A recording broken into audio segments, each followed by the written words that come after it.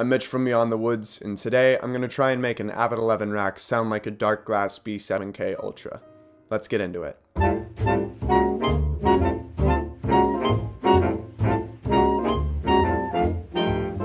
The 11 rack has been my primary bass tool for the last 3 years or so now. It's not very popular, I haven't seen any other bass players using them, but I really love what it does for bass distortion. Now enter the Darkglass B7K. This is probably the most popular bass distortion right now, and is surrounded by tons of hype.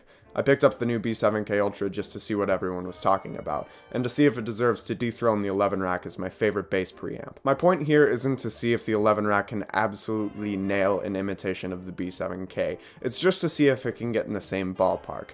As long as they're close enough so neither one is better or worse, I think that's what really matters. Alright, so as you can see on the screen, the top line in seafoam green, that's the vocal track, the room mic. The black line, the second track, is the B7K Ultra, and the third line is the 11 rack.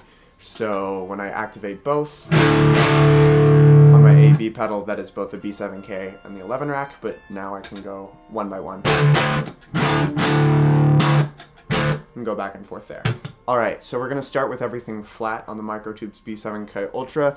So the attack switch is neutral, the grunt switch is neutral, all the EQs at noon, the drive is at noon, the levels at noon, but the blend is fully cranked because that's how you only hear the distorted signal, and then the master is set just so it's matched level with the bypassed Darkglass tone. And then, so I'll just start with ABing between the 11 rack and the Darkglass, and then I'll go into exactly what I did on the 11 rack to make it sound like that.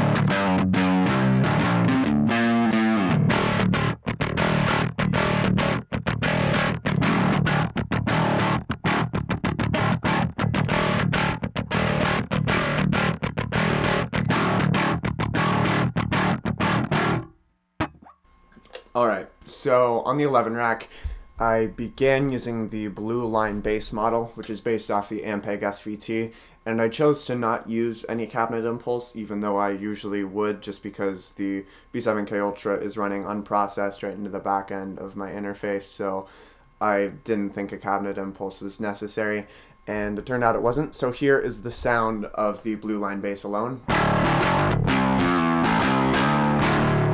And that relative to the Darkglass. So it's already pretty close, like it's kind of terrifying how similar the gain structures are, but it's just the EQing that needs work, so that's what I did. I went in with the paragraphic EQ block on the 11 rack, and I did a high-pass filter at around 170, I did a 7 dB cut at around 330, a relatively narrow cut there, and then a wide cut, wide 13 dB cut at around 900 for the high mids, which really took care of a lot of it, and then a high frequency low pass filter, well, just a low pass filter, a very aggressive one at 5.5 kilohertz.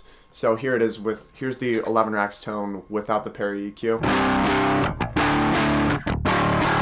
relative to the Darkglass. And here's the 11 rack with the paragraphic EQ. Or parametric, excuse me, it's not a paragraphic, but without the EQ. And to the Darkglass. Cool. Alright, now I've dialed in something a little bit more flavorful, something I would actually probably use more so than something with all the knobs at noon. So this is the Darkglass tone. I've scooped out a little bit of the mids because this is a very mid-rangey bass, boosted some bass because I'm not running through a cabinet, this is just going DI. I engaged the grunt boost, but the attack is still flat. I boosted the drive a little bit, and yeah, this is what it sounds like.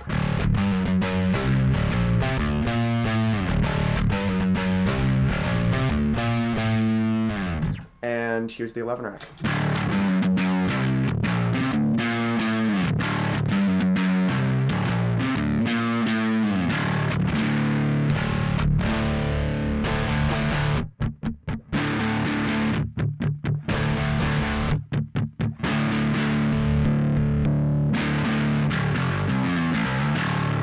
On this, I added the white boost in front, which is a very transparent overdrive pedal, just to run the gain a little bit higher.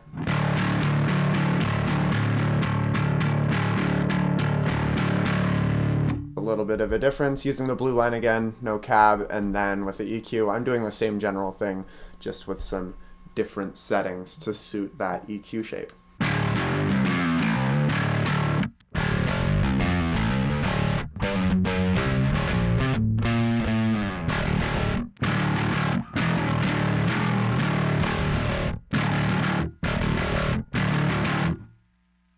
Listening back to that last part, the 11 Rack's tone doesn't have quite as much sub-bass information in there, and that is totally my bad. I spaced and didn't listen to the tone on headphones, so I just missed that there was a whole lot going on in the low end. But since there's a high-pass filter up as high as 200 Hz, I feel like lowering that would bring in just as much sub-bass, if that really matters to you.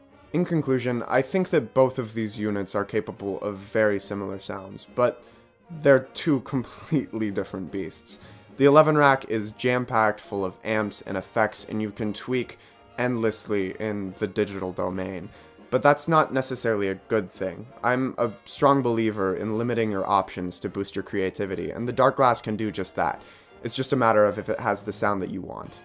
That about does it for this. Thank you for watching. Make sure to leave me a like or a comment down below, and I'll see you next time.